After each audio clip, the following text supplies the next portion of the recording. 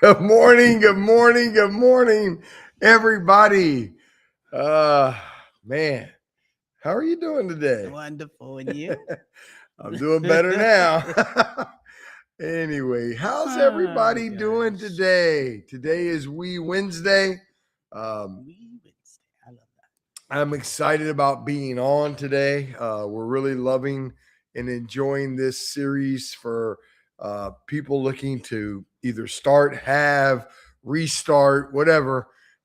We call it single, whole, and that. A prepared, pirate. right? Mm-hmm. Single, whole, and prepared. And today, what we want to do is we're going to really get into the relationship checklist. We talked about that. But we're going to do that in part two of the show. In part one of the show, we're going to finish answering some of the questions. There were a lot of questions, a lot of really good questions. We went over Yeah, some they of were them good. last week. But today, what the main part of what we want to do, matter of fact, we're going to spend a third of the show answering a few more of the questions, and they're grouped in buckets. So we picked out, like, if there were 3 or 4 questions that were very similar, we picked out one question that would kind of answer all of those. The relationship decision checklist is the main thing that we really want to go through today. Biblical wisdom for every season in life. Biblical wisdom for every season in life. So I want to welcome everybody to the show. I want y'all to tell all of you, thank you, thank you, thank you for joining. Thank you for sharing. I don't want you to forget that if you would go to ltmorlando.org/singles, there is a form there. You can ask a question and we will answer it. You can leave us a Google review, which really helps get the show out. You can leave us a Facebook review. You can like or subscribe us on YouTube. Any of those things, they all help out. We really, really appreciate when you do that. So if you're Yes. getting value out of this, that would really, really help the show. And then lastly, I do want to tell everybody, we need to add this to that list. But if you'd like a copy of Pastor Frannie's book, you can get a copy at ltmorlando.org/book. Let's be the women and let the men be the men. Great book. Will really, really help out you women. That's specifically for the women. I think she's going to write something for Dating. Dating is her next book that she's going to be writing. So anyway, let's jump into the show. Again, thank you all for joining. We appreciate it. And don't forget, over the last several weeks now, we've talked or have been talking about relationships. We've been talking about singleness, being single. We've been talking about really preparing for God's best, right? Right. So last week we received, like I said, an overwhelming response to the questions. There were a lot of questions. And one of the things we talked about is wanting to get through this practical checklist of how you date, what to expect, what you should think about, what you shouldn't think about, right? We're going to get to that today. But to simply state it, there were really too many questions for us to answer every one of them. So today we want to go over some of them or the final ones and then get into the checklist. So let's dive right into it. One other thing I want to say before we get started, you can always, you kick the camera. You can't kick the camera. Oh, that's what that is. Okay. Before we get, I think you just messed it up. Did Hold I? on, let me go check. Yeah. I mean, you kicked the whole camera. Look at it. Look at this woman. She kicked the whole camera. All right. Before we get started, one of the things Pastor Frannie talks about, she says that I talk too fast and that y'all aren't getting the information that we're giving you because I talk too fast. I want to let you know you can always go to ltmorlando.org and go right there and you can see any of the series. You can go to ltmorlando.org/singles, that landing page I told you about. You can click there and see specifically the episodes that we've already covered. So you can always see any. You can always go back and watch them. You also can share them with a friend. All right. So let's get into the questions today. Nice. Number one, I love this one right out of the gate. Should a man wait till he's making 6 figures before looking for a wife, or should a wife only marry a man who is making 6 figures? So we had the question about the money. The women asked the question. Some of the men asked the question. So today we're going to answer the question. We're going to start out with a scripture. in the book of Proverbs, chapter 24 and 27, it says this. Put first things first. Prepare your work outside and get it ready for yourself in the field. And afterward, build your house and establish a home. So the answer is very simply no. No. Why? God never says you must be wealthy. God says you must be faithful. Now, let me give you some real simple data. Only 25% of the men in the United States of America ever get to a place of making six figures. Right. Only 25%. So that greatly reduces who you have to pick from if you're a woman. Oh, yeah. And as men, it greatly reduces the time you would ever get married. 75% of men would never, ever get married. And if you're in the African-American community, that figure drops to 6%. So, I mean, we got to think about these things. Women shouldn't be looking for perfection. It's back to that transactional thing. Right? And a man needs to understand if you're dealing with a woman and that's her standard, first of all, understand there's a difference in standards and preferences. Right. That's a preference. If a woman tells you six figures, men, is her standard, that's not a standard from God. That's a standard from a gold digger.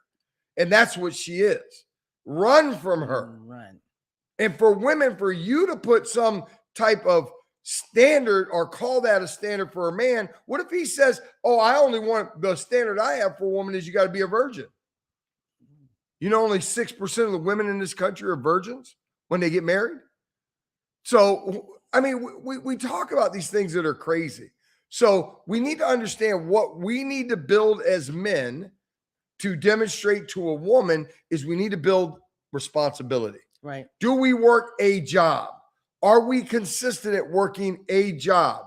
Do we fundamentally save? Do we serve God? Do we have a plan? Do we have a vision? That's what men need to have. Right. And also money comes and goes. We've had money.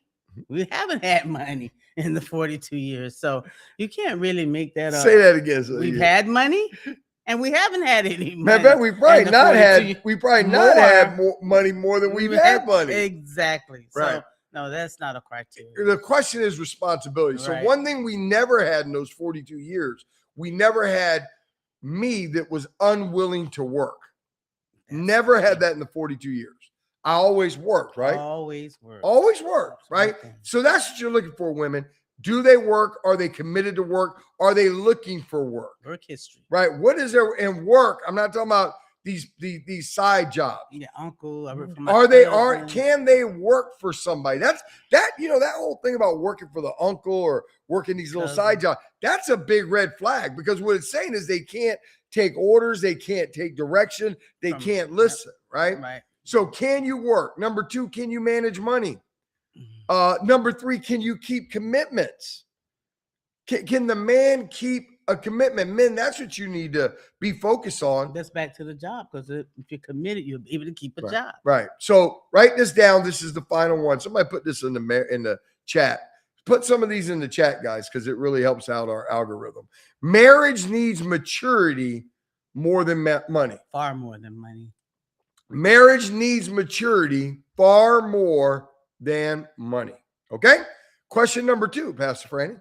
How long should someone date before they know if they should marry? How long should someone date before they know if they should marry? This is a very good question. So let's look at Proverbs 19:2 first.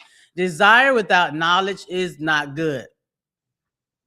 Right. And to be over hasty is to sin and miss the mark. So what does that mean? It means there is not there's no time. A biblical timeline. First of all, the Bible or the biblical timeline for when you should get married is wisdom. Apply wisdom. Number 1, watch this. This is 2 simple trains of thought, rules, whatever you want to call it. Number 1, don't marry too quickly. Number 2, don't date endlessly. Write that down. Don't marry too quickly. Number 2, don't date endlessly. There's a girl that we used to go to Revealing Truth with, and she's probably in her 50s now, 55. And ever since I've been on Facebook, she's been a Facebook friend of mine. And for 14 years, from the age of 40 to now or 37 to now she's 50, she's been dating. She's been looking for Mr. Perfect. 15, 20 years of dating to only get married at 50-something years old. I promise you, this lady will be divorced within 1 year. I promise you. Why? Because obviously she's not married or did not get remarried because she's looking for some perfect situation. There are no perfect situations. Look at standards. Get away from preferences. Write down what are your standards, not preference, standards. Take enough time. This is how much time you got to take to observe someone's character. Watch this, in every season. Every season. So you have to see them go through some things to understand. So if I had to put a timeline on it, I would say it's at least a year plus, maybe. And I don't think it's ever 5 years. I'm just, this is me. I mean, I don't want to put timelines on, but it doesn't need to be quick and it doesn't need to take forever. No. What do you think? I totally agree. Because if you wait, like you said, endlessly, right? You're probably intimate by then. Right. You've gotten familiar. Right. And it's just things just go sour right. when somebody's got familiar and there's no marriage. What are you trying to see in that year? Let's just say it's a year. You're trying to see, how do they handle stress? Right. Pressure. How do they overcome situations? Conflict. How do they deal with conflict? Yeah. How do they deal with disappointment? They lose their job. Yeah. How do they deal with when money gets tight or things aren't good? How about family? Yeah. How about family? How are they dealing with their family? Their dads. Right? Yeah. On both sides. So I hope that one answers that, because that is a big question a lot of people ask. Question number 3 for today. And then we're going to get into our dating checklist, which I hope you guys find interesting. And you know what I decided we're going to do for our next show? Mm-hmm. So after we go through the dating checklist, I think a lot of people that are on here that are married are going to say, well, what if I didn't do that? What if I didn't do that? We're going to talk about how you restart.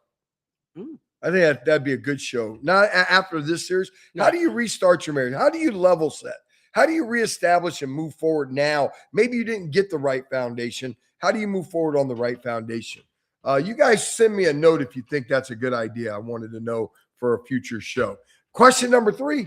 How do I know I'm not being too picky? So this is a good one, because a lot of, especially you women, especially today with social media, have become very, very picky. But I do like that, right? So I do like the pickiness to a degree, but we got to really know how to balance it. So Proverbs 4:23 says, keep and guard your heart with all diligence, and above all that you guard, for out of it flows the springs of life. So one of the things you've been hearing me talk about all day, write it down, put it in the chat, don't forget it. You got to separate what is a standard from what is a preference. A preference is a 6-figure job. A standard is, do they consistently work? Right. Right. A preference is he has 2 arms. Or a preference is he's tall. Let's say you like him tall. Well, a standard might be, can he stand up? I don't know. That was a goofy one. Yeah, that was. So so the only one I know is about money. Well, I know about money. Let's think about, a preference may be, right? How he looks. What's that? How he looks. Job. But that's not a standard, his right? Car, his right, but those aren't standards. No, those are preferences. Right, those are preferences, and you also got to think about what preferences you get. Does a guy got to be 6'3"? Yeah. Or can a guy be 5'8"? Because they have great character, but you look at right. His height. What if he has great character? What if he is a 6-figure guy? I mean, is 5'8" really a big thing for you?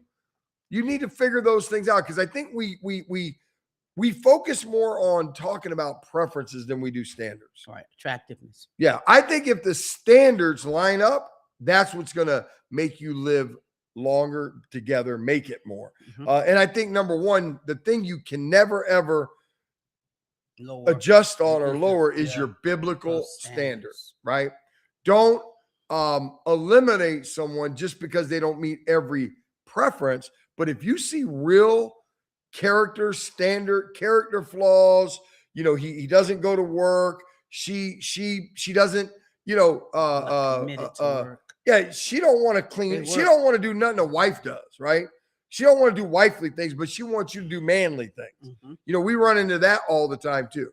So remember this: preferences are optional. Character is what? Essential. Preferences are optional. Character is essential. I thought about something else about the pickiness. Uh-huh. I think today too, there's a fear, Right. and why women are so picky as well. I think women are more picky than men, Right. but I think they're picky because they feel like, I think they worry about a potential of being rejected. I think they also I think because dating is vulnerable, I think it also makes them feel, a little afraid, and they avoid things. So I think being picky kind of, you can beat them to the punch. Yeah. Well, I'm going to just say this to what she just said. You got to learn to love to lose. Yeah. In everything that you do. I go through this with sales guys.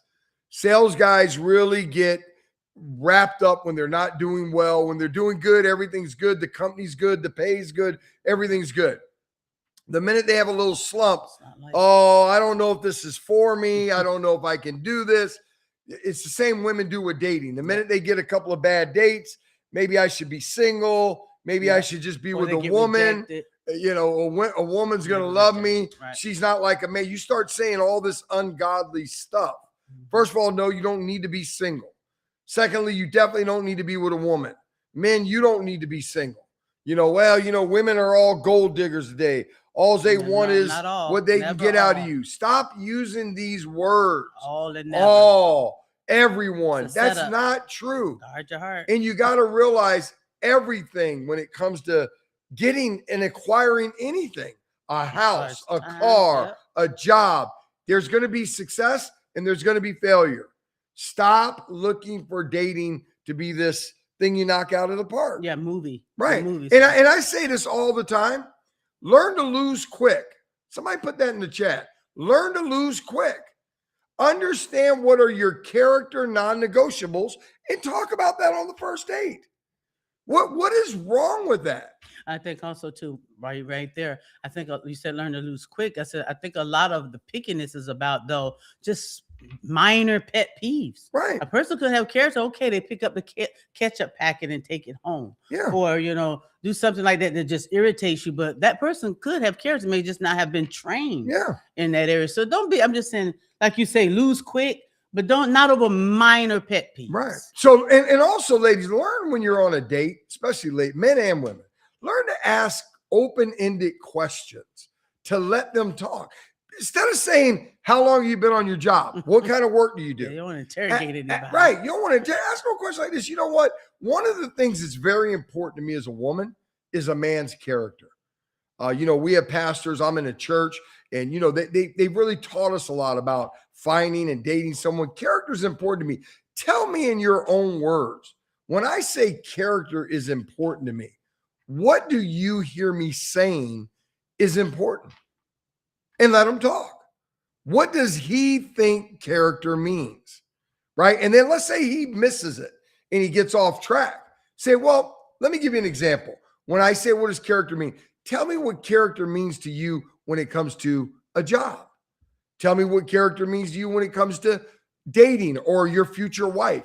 What does character mean to you? See what I'm saying? Yeah, also though, in time. That's why time is so important. If you're looking, you will see things. If you're looking, it automatically comes out. Yeah, and the worst part about dating is you don't only see it, they tell you. Yeah, not listening. And you still don't believe them. Because number one, either you slept with them and now you're trying to make it work, or you're desperate. You've waited till you're 40 years old, 50 years old to start dating. Now, now you're dating with, will there ever be another? Right. Ugh. And that's awful too. Yes. Right. So now listen, let's transition. Right. So for the rest of the show, and now we only have 10 minutes. Well, those are good points. We want to go through the 3 seasons and what are the differences of what you need to be looking for. Number one, are you young and you've never been married? That's number one. Number two, are you divorced and starting over? Or number three, are you later in life? So we want to hit these. We're going to hit them quick. You can go back and watch it. We're going to talk about the things you need to look out for. So number one, if you are young and never been married, rule number one, we're going to give you the golden rule right off the bat, and then we'll talk a little bit. Rule number one, don't rush. You're young. You got your whole life ahead of you. The biggest mistake young adults make is believing marriage is the finish line. Yep. Marriage is not the finish line. Oh, they're in love. Marriage is the beginning. Marriage does not complete you. Nope. That's another thing. Jesus completes you. So invest in becoming the person you're praying for. Right. Stop praying for Mr. Perfect. Right? Yeah. Invest in yourself. Build your relationship with Christ, right? Right. Because if your foundation isn't Christ, marriage won't fix that. Right. Marriage won't fix that. And so many times, I think that's the worst one of all, because most of the time that person is looking for you to support them. Right. And help them. Right. And you're thinking that person's going to fix you. Yeah. So number one, don't rush. Number two, develop character. Develop character. Amen. Faithfulness, patience, kindness. Fruit of the Spirit. Right. Relations. Right. Number three, learn communication. Go read Bento O'Neill's book, The 4 Habits of Highly Effective Communication. Right? Learn how to communicate. Invest in yourself.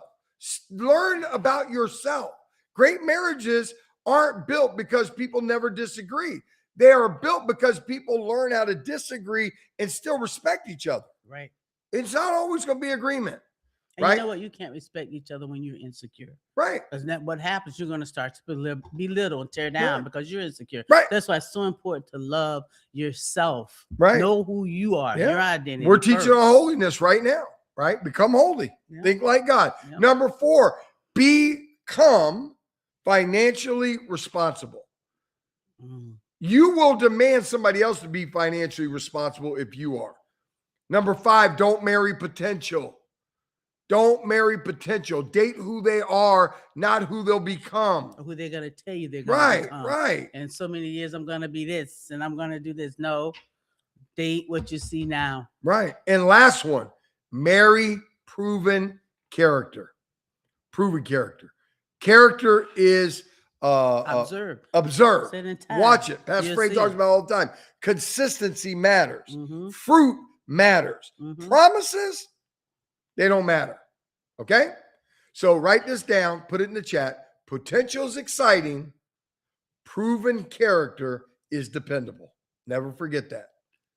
Potential is exciting. Tell them Pastor Nick told you. Potential is exciting. Proven character is dependable. Okay? Divorced and starting over.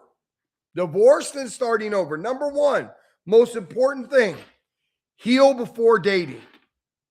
Heal. Heal. Talk to somebody else to see if you're healed.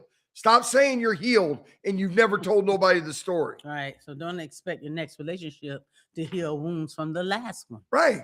Don't expect your next relationship to be the thing that's going to heal you. Healing comes from Jesus, right? Forgive before loving again.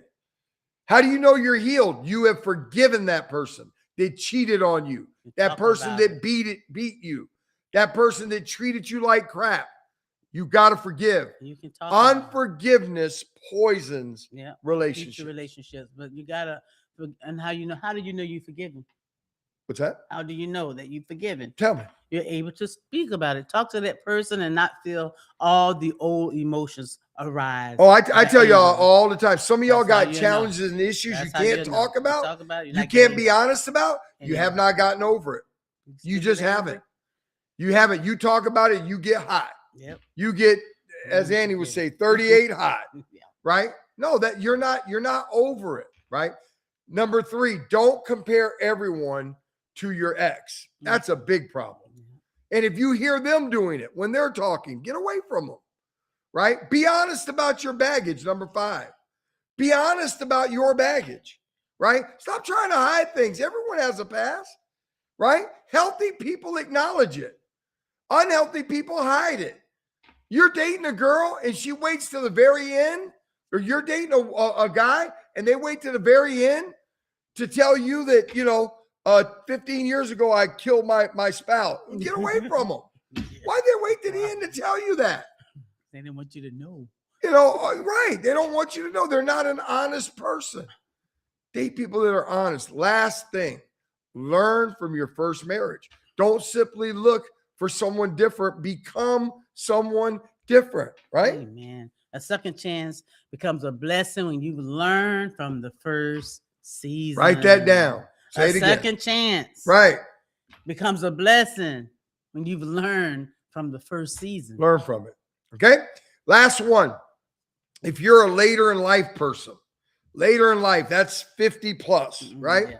Yeah. Number one, companionship matters. Companionship. Your first thing you should be building if you're in a relationship and you're older is a friendship. Really, you should do that anyway, but it's more important when you're older, not simply romance. Because let me tell you something, when you get 50, 60 or 60, 70, 80, and you need a little blue pill and all that kind of stuff, romance is a little bit different, right? We have this idea, especially people that have been single a long time, they're more sexually desperate than they are really even wanting a friendship, I think, sometimes. Right. So build a friendship, because one of the most important things that matter is peace. That's number two. Peace matters. If the relationship early in the dating, early in becoming friends brings a lot of drama, get away from it. You want someone that's going to make you laugh, someone that you feel peace around, someone that makes you feel a trust when you're around them and safe. Look for those attributes. Right. And then here's a real hard one, because this is can be kind of mean. Health matters. Yes, it does. Right. You got to talk honestly. This time in this season. Yes. Being a future caregiver is a real difficult thing. If you haven't done it, it's a lot. Yeah. If you're dating somebody and they're not taking care of themselves, they're not, I think about Pastor Deborah. Pastor Deborah goes to the gym twice a week, 3 times a week. Pastor Deborah, she watches what she eats. Yes. Pastor Deborah's concerned about her. She wants to live life, live it to the full till it overflows. So she doesn't need to go marry somebody who wants to sit around and watch TV or be with somebody like that, right? That's been ill or is. Yeah. So you have to look at who you are, especially when you're older. But you want to travel. They don't want to travel. Yeah, right? That matters if they're right. It matters, right? Adventurous family matters when you're older. Adult children, grandchildren, blended family, right? These conversations really matter when you're older. Finances matter. Transparency, debt. Where are you at relative to retirement? How do you feel about estate planning? Don't avoid difficult conversations when you're older. Legacy matters. Right. Because most of the time you've prepared things for your family. Now you're taking on a whole new relationship. Right. So you have to ask yourself about that. And I think the number one thing that you need to look for if you're later in life, choose someone who makes the season lighter. They're happy, make you laugh. Yeah. Choose someone, man, you're in the final stages. You're at the end. I tell Fran all the time, if I go before she does, I want her to find somebody that's gonna make her happy. Right. I'm good. Thank God that she don't need somebody she won't need somebody to financially make her happy. But some of you may be in that situation where that really does matter. And that's okay. Talk about that. Right. Yeah. So to wrap this up, let's remember, when you're later in life or at that stage of life, peace is worth more than passion. Way more than peace is worth more than passion. Listen, we hit this thing right on the number. All of y'all stayed with us. It's 8:30. Yeah. Man, we hope you enjoyed the show. Give us a comment. Give us a Google review. Man, that's really, really important. Go to ltmorlando.org/singles. Right there, you can just click, write a Google review about the show. It will get more people to want to watch it. Tell them what you got from it. Maybe you heard something today you never heard before. Put a comment. I know it's easy to put a comment in the thing. If you're not subscribe to us on YouTube, subscribe to us. We'd love to have you as a subscriber. Listen, we love you guys. We're excited. Next week, let's talk about next week. We're going to talk about, how do I stay whole during the dating process, especially for Christians. This is a real big one because we're always worried about, how do I keep from stepping over that line? So we're going to talk about what is that line? How do you not step over it? What do you do when you do step over it? How does that work? Okay. Listen, don't forget, tonight is church. Tonight, we're going to continue talking about holiness. Man, it's going to be really, really good. I think everybody loved the message on Sunday. So we're going to dig deep into it. Until tonight or until next time, Pastor Nick, Pastor Frannie saying, enjoy life.